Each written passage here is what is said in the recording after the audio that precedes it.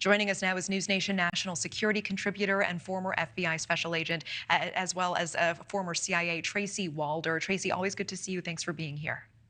Thank you for having me, Natasha. Tracy, how concerning is it to you that the gunman in the attempted assassination scoped out this site? We know that there was a drone also found in his car.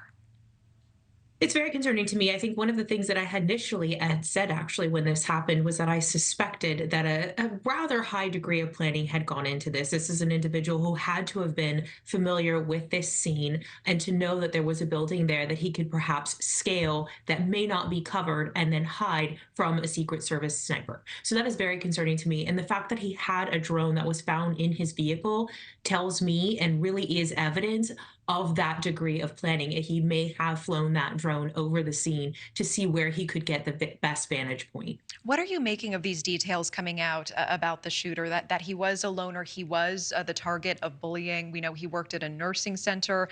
He did not make his school's rifle team. When you see these events, how do you rationalize this violence? Can you? And do you feel that this was politically motivated? You can't rationalize this violence. Obviously, violence and political violence of any kind, no matter what party you are on, is unacceptable. Full stop. However, part of me wonders if the sole reason for this really was political, and I'm not sure that I'm sold on the fact that it was. You know, if you look at the case of Reagan, that actually was not motivated by anything political. Rather, he was trying to impress Jodie Foster. I don't think that's the case here, but I'm not sure that his sole reason was to necessarily take out a certain party, as we know now that the shooter was also Googling places where Biden was going to be. I have to wonder if this was some kind of a score that he felt that he needed to settle. And let's talk about the testimony coming up that we're going to be seeing on Monday. Do you feel that we have seen transparency from Cheadle so far?